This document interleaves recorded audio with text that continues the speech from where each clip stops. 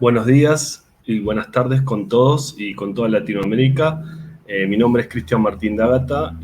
Comenzamos con la serie de entrevistas que haremos desde la compañía Beams. Nos propusimos hacer una entrevista mensual y en el día de hoy tenemos un importante invitado al cual me gustaría, antes que presentarlo, sí comentarles que el tema de hoy va a tratar sobre base de datos, tecnologías, tipos y funcionalidades. Bueno, él es Data Engineers, especializado o especialista en administración de base de datos, con más de 9 años de experiencia en todo lo relacionado a la inteligencia de negocio y analítica. Y hoy con ustedes me complace presentar a Humberto Vegaso. ¿Qué tal, Humberto? Buenas tardes, ¿cómo estás? Buenas tardes, ¿qué tal, Cristian? ¿Cómo estás? ¿Cómo andás, Humberto? Bienvenido, bienvenido a toda la audiencia. Muy bien, y muchas gracias por estar aquí contigo y junto con todo el público que nos está viendo. Bueno, por supuesto, hoy tenemos un tema interesantísimo y que a muchos les puede servir como para poder empezar a orientar, digamos, su organización desde la estructura de las bases de datos y desde los datos, ¿no? Que muchas veces lo que es bueno que puedan entender las organizaciones que los datos no solo hablan, sino son el activo más importante de las organizaciones. Entonces, hay que tratarlos de la manera más correcta para poder sacar el mayor provecho. Y con eso me gustaría comenzar, si me permitís, para que todos entendamos por qué son necesarias las bases de datos o por qué crees que son necesarias las bases de datos. Bueno, lo que pasa es que hoy en día todas la base de datos son imprescindibles porque en casi prácticamente en todos los campos de cualquier carrera se utilizan lo que son bases de datos en los software y siempre están presentes. En lo que es en todo ámbito siempre están presentes lo que son las bases de datos, siempre la vamos a ver en todos lados. Por eso es que siempre se nos es importante conocer y saber lo que es de base de datos, o al menos tener una noción que es una base de datos. Sí, sobre todo yo creo que es importante por centralizar la información de una organización, ¿no? Y qué mejor que centralizarla en un lugar donde está normalizado, donde está cuidado, tiene una seguridad de la información, una seguridad que te protege de que el dato tanto del cliente externo como tuya no pueda ser vulnerada, ¿no? Y sobre todo, al vos concentrarla en un lugar, en un repositorio, en este caso la base de datos, lo que nos permite es poder eh, hacer que esa data termine siendo lo más fidedigna posible y logrando con esto la consistencia y la mejor toma de decisiones, porque al final después la explotación de esa data se va a convertir en KPIs o en indicadores, ¿no? Claro, así es, Cristian. Eh, sí, sí, decime. Sí, así es. Bueno, como te comentaba, así es. Esta data, si bien es cierto, se va a terminar siendo explotada por toda la organización y más que nada la va a convertir en dinero que puede ganar la organización realizando toda esta explotación de la data. Seguro, sin duda. Vos sabés que muchas veces me preguntan, y me gustaría que lo podamos también exponer en este espacio que tenemos y que vamos a hacer todos los meses, como le comentaba a la audiencia, que todos los meses va a haber un tema diferente de tecnología, de experiencia de cliente. Y hay un tema que muchas veces me pregunta, ¿qué es un sistema de gestión de base de datos y cuáles son los más conocidos? Bueno, aquí es donde vamos a entrar un poco a detallar, porque hay que tener bien en cuenta que es un sistema de gestión de base de datos y lo que es una base de datos. Son totalmente distintos, no es lo mismo. Muchas personas piensan que cuando hablamos de base de datos, estamos hablando del sistema de gestión de base de datos, y no es así. Los sistemas de gestión de base de datos son los que sirven, los softwares en sí, que sirven para almacenar, recuperar y administrar toda esta información, todas las bases de datos en sí.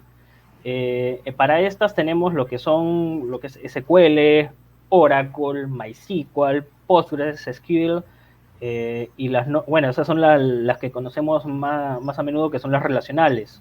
tenemos las no relacionales, que son las MongoDB, Redis, Cassandra. Bueno, esas son más que nada las no relacionales. Ahora, como les comentaba, hay que tener bien separado los que son un sistema de gestión de base de datos con una base de datos.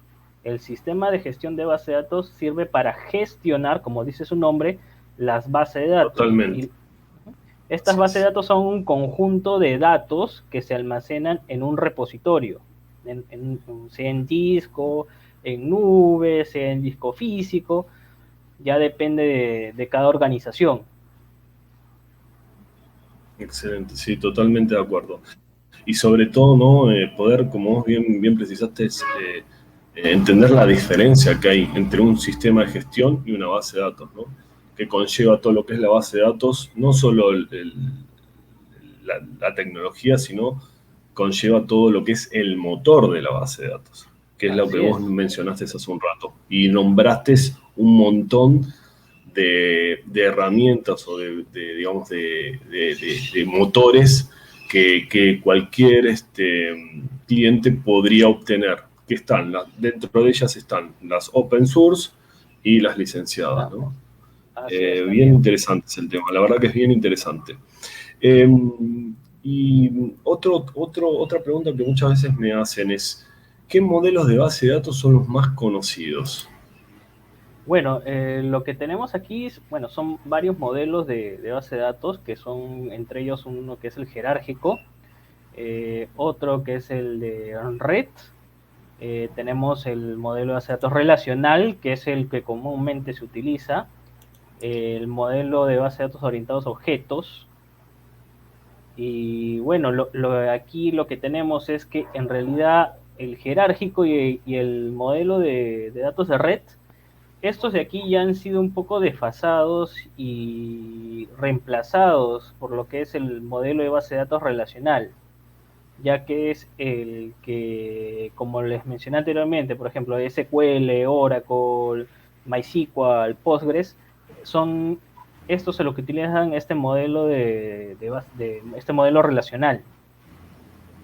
Totalmente, sí. Sí, a diferencia que tenemos lo que son las no relacionales, que utilizan lo que es un modelo multidimensional, que son como Multidimensional, MongoDB, correcto. Redis, Cassandra.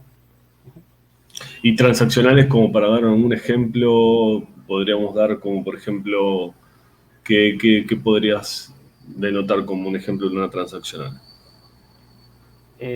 Bueno, un modelo de base de datos transaccional es, ¿cómo te lo explico? Es una serie de tablas en las cuales están relacionadas entre Exactamente. sí de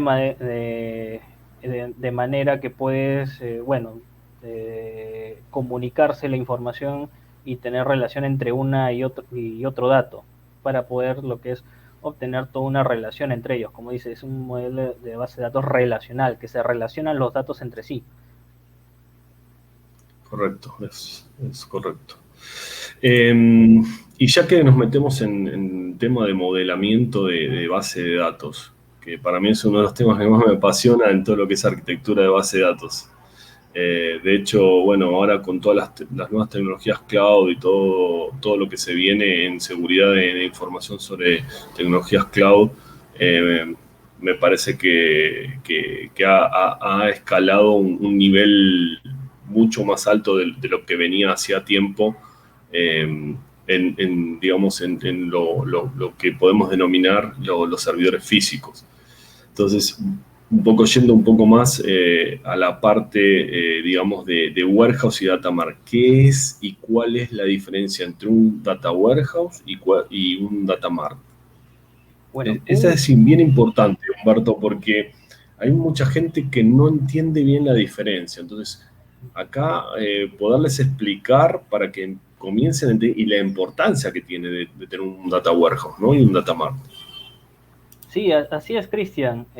Mucha gente piensa que un warehouse es tener una base de datos y simplemente crearle tablas y tablas y tablas por montones y almacenarlas ahí.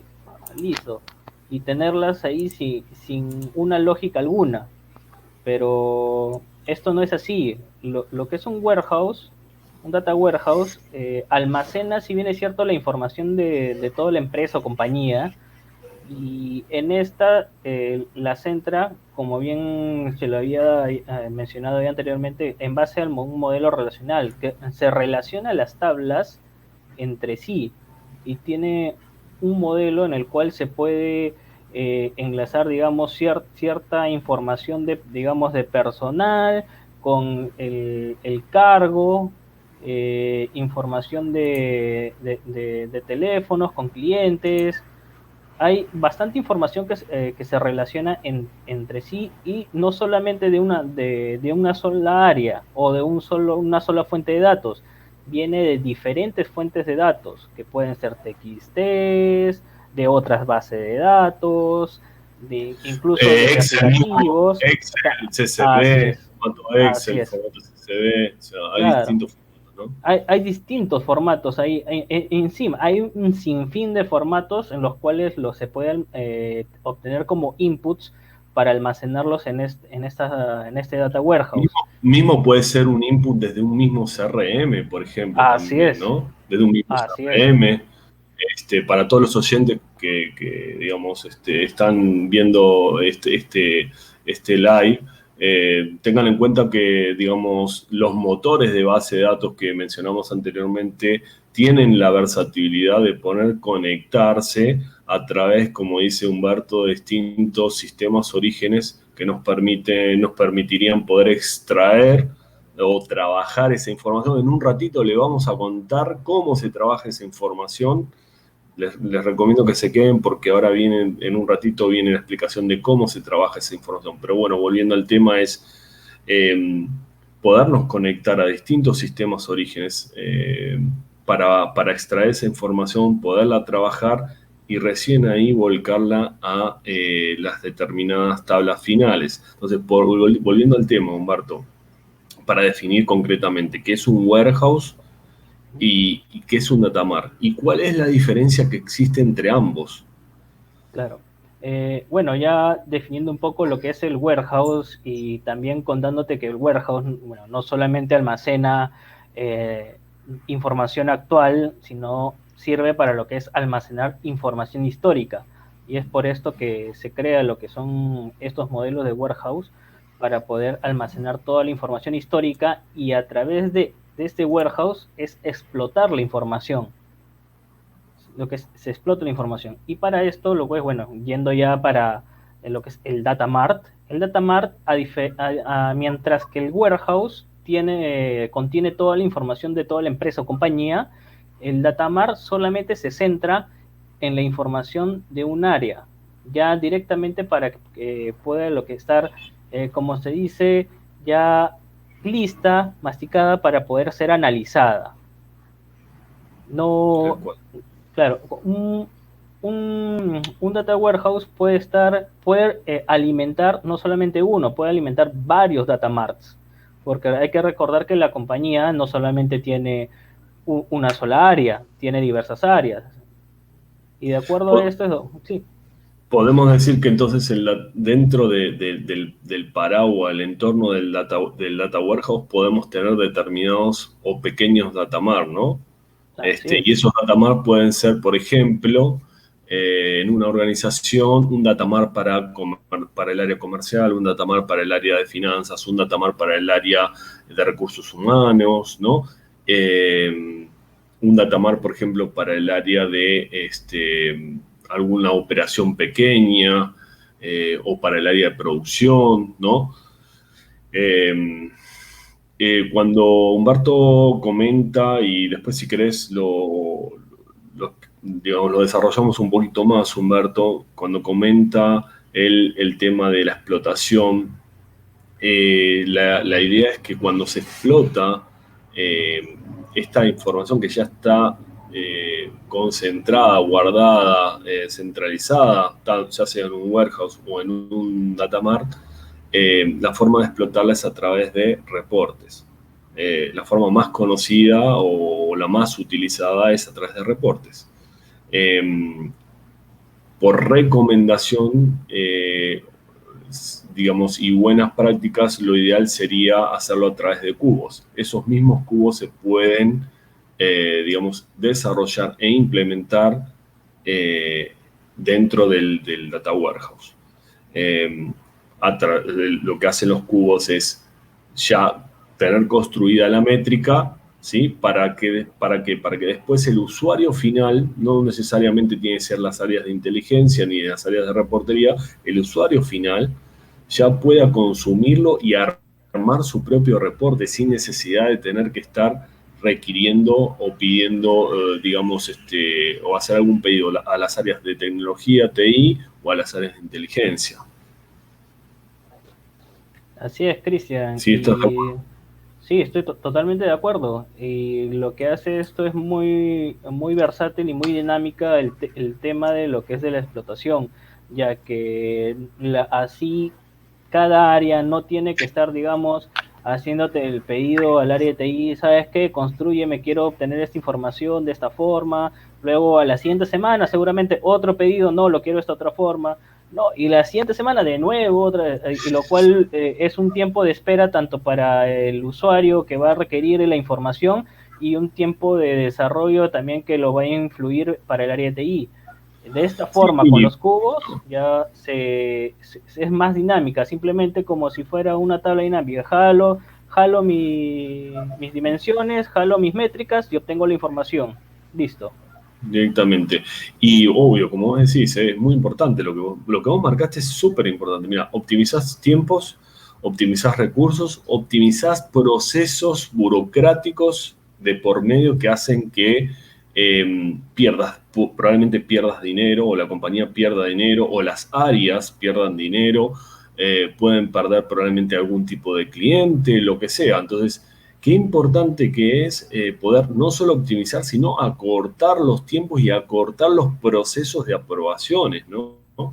Entonces, nada, el cubo se caracteriza por ser un pequeño almacenador, lo quiero explicar lo más sencillo posible para todo el mundo, un pequeño almacenador donde en realidad ya está totalmente trabajada la información, pero está trabajada en formato de métricas. Solamente la información que tiene son métricas. Y lo único que te permite esto es, primero, le da mucho más aire a los servidores y a los motores de bases. Eh, optimiza los recursos de los servidores, mejora los procesos, y por último le da versatilidad, funcionalidad y utilidad al usuario final. Para mí eso es un gran avance, sin duda. Y si te parece, no sé si querés agregar algo más sobre esto. Bueno, en realidad, como ya lo comentaste, ya todo sirve para todo este tipo de optimización de procesos y de tiempos, más que nada. Sin duda. Esos son los puntos clave en realidad. Sí, no, y ahorros en costos, y quizás probablemente que no tengas algún tipo de pérdida económica por demorarte mucho en una solución o en un proceso de cambio que tengas que realizar, ¿no? La verdad que es un tema bien interesante. Me gustaría, ¿sabes qué? Ahora atacar otro tema para la audiencia que muchos no conocen o no saben.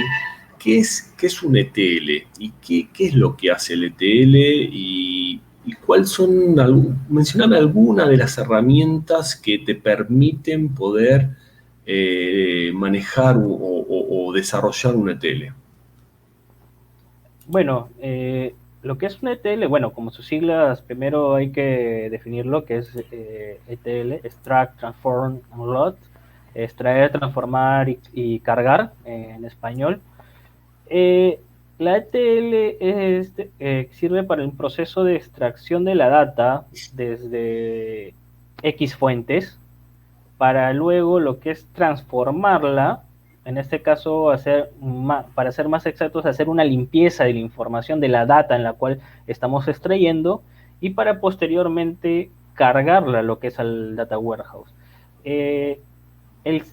O sea, que es un ETL es así de simple, pero hay que ponernos un poco más a fondo y ver, o sea, en cada herramienta, porque son distintas herramientas las que son un ETL, porque normalmente hay un problema con a veces las personas que piensan que le dicen ETL al proceso que es en sí, es que este es un proceso que lo llaman ETL a la herramienta en sí, y no es así. Uno es la herramienta que sirve para poder hacer el proceso de ETL, todo este proceso de extraer, transformar y cargar, y otro es el proceso en sí que estamos explicando, que el proceso es ETL. Ahora tenemos lo que es el más común y el usado prácticamente por todos, que es el Visual, que es, bueno, de SQL, que es el Data Tools, Visual es el Studio, complemento. Visual Studio de Microsoft. Claro, Sí. de Microsoft. En sí es el complemento, se llama Data Tools. Este complemento que es de SQL, que se apertura en Visual Studio, nos sirve para poder cargar información, bueno, extraer la información desde cualquier tipo de fuente, Excel, TXT, como ya lo habíamos visto antes, o sea, un sinfín de información.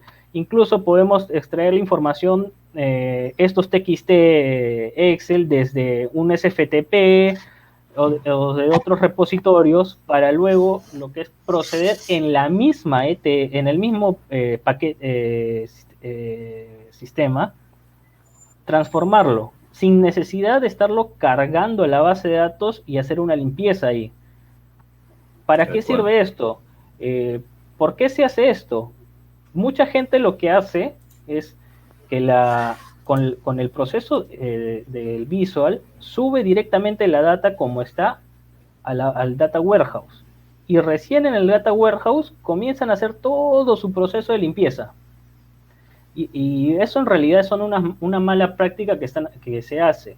Lo correcto es que en el mismo proceso del ETL, el mismo SIS en este caso que se llama, se haga todo este proceso de limpieza. Directamente extraes la información, lo tienes en caché, limpias la información por cualquier, digamos, carácter extraño o transformación de la data, las fechas están en formato incorrecto, las transformas en un formato correcto, de ahí posteriormente a eso, no sé, quieres crear a partir de un campo, quieres crear dos campos, también lo puedes hacer directamente desde ese proceso, y luego recién una vez la data la tengas ya lo más limpia posible, recién lo pasemos a pasar al warehouse. Y con esto, ¿qué es lo que hacemos? Optimizamos lo que es el proceso para que no estar dándole toda la carga de trabajo al motor de base de datos del SQL, ya que si le damos todo el trabajo al SQL, ¿no? Claro, así es, estamos perdiendo la automatizamos el proceso, de la porque en realidad, claro, porque en realidad ahí lo que al construir esa ETL lo que producimos es que se automatice de tal forma que no haya intervención del ser humano, lo importante y lo más interesante, ¿no? Porque claro, muchas veces suceden errores por errores humanos, valga la redundancia. Entonces, qué importante que es poder automatizar los procesos lo más que podamos. ¿Para qué? Para que no haya intervención humana, el proceso sea limpio y la data esté totalmente sellada, por así decirlo. No haya ningún tipo de manipulación desde el ser humano. Entonces eso nos garantiza que la información que estamos cargando es totalmente fidedigna, totalmente limpia, higiénica, consistente, con lo cual eso nos va a poder ayudar a tomar muchas mejores decisiones y a tener una data acertada, ¿no? Así es, Cristian. Y para, como tú comentas, el tema de la automatización, o sea, tampoco no es que ya creamos este proceso de ETL, este proceso, y directamente ya está de manera automática. No, si bien es cierto, aún tenemos que ejecutarlo manualmente, y para finalizar lo que es la automatización, o sea, cerrar todo este círculo de automatización, tenemos lo que es en el SQL lo que es la parte de generar jobs. Claro, Ahí interesante. directamente, sí, ahí directamente programamos esta tarea que ya hemos creado en el job y la podemos volver recurrente una vez al día, cada 5 minutos, cada X tiempo o cada vez que se necesite. O creamos No, tipo un demonio porque está buscando constantemente que existe información y cargar la data. claro, Ahora, el demonio, para explicar un poquito, y perdón que te interrumpa, para explicar sí, qué es un demonio. En la jerga tecnológica se le dice demonio a un proceso que está buscando constantemente que haya algún archivo, ya sea TXT, CSV, Excel, en un repositorio determinado. Cuando detecta que hay un archivo, o bien el mismo archivo tenga un cambio en la hora, minutos, segundos o el día, o la fecha en general, automáticamente el demonio lo que hace es llevarse esa información y comenzar a pasarla a través de este ETL para poder ser trabajada y cargada al final a la base de datos. Lo digo de la forma más sencilla para que lo entiendan todos. así es, Cristian. Y bueno, una vez haciendo ya esta configuración, ya recién nuestro proceso de TL ya es automático. Y simplemente nosotros lo que hacemos es validar que la data ha sido cargada correctamente, que el proceso no se haya caído por X motivos, porque suele suceder. Estos procesos son automáticos, nosotros ya le damos una lógica en la cual debe cargarse, pero si digamos en el archivo de origen crearon más columnas o eliminaron columnas, se cae. Pero esto va a ser una vez a las 500, pero nosotros ya tenemos un proceso automático en el cual nos va a servir y va a perdurar durante el tiempo. Seguro. Y como para complementar un poco lo que dice Humberto, que me parece que este tema es súper interesante, para poner algunos ejemplos, hay muchas herramientas. Una de las que mencionó Humberto, que es el Visual Studio de Microsoft. Tenemos herramientas licenciadas como por ejemplo,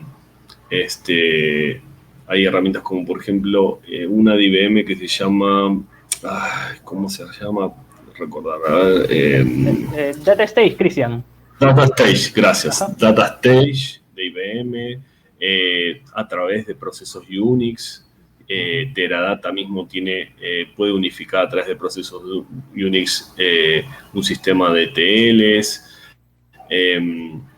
Hay varias herramientas que nos permiten poder, digamos, procesar la información, ya sean licenciadas o no licenciadas. Me pareció súper interesante el tema. No sé si alguno quiere hacerle alguna pregunta. Está habilitado el chat para hacer preguntas. Si a alguno les gustaría a Humberto o a mí hacernos alguna pregunta, pueden contarnos en el chat a ver qué quieren saber o de lo que contamos, si tienen alguna duda, alguna consulta o algún tema que quisieran para otra vez poder desarrollar en este ciclo de entrevistas. La verdad, Humberto, quiero agradecerte primero por haber participado de esta charla tan interesante.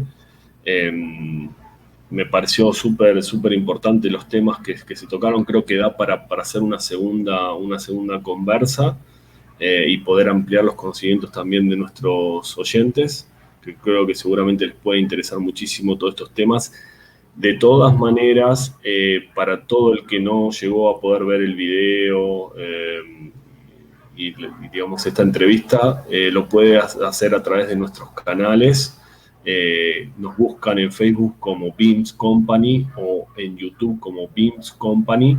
También en LinkedIn aparecemos como Beams Company o Business Intelligence and Marketing Solution. Los invito a que nos sigan en todas las redes sociales. En Instagram también nos conocen como Beams Company, o sea, Beams-Company, ¿sí? Tanto, Instagram como YouTube como Facebook aparecemos como Beams-Company. Y en LinkedIn nos pueden buscar como hashtag Beams o hashtag Beams-Company, o si no, como Business Intelligence and Marketing Solution. Acá tengo, bueno, agradecimientos. Jorge Ramírez, Humberto, eres un crack, nos dice. Roberto Carlos Ponce Tixe, un saludo también para Roberto. Michael Mimbela, buenas tardes, una consulta. ¿Cuál sería la herramienta TL que se acople para Big Data? Pregunta.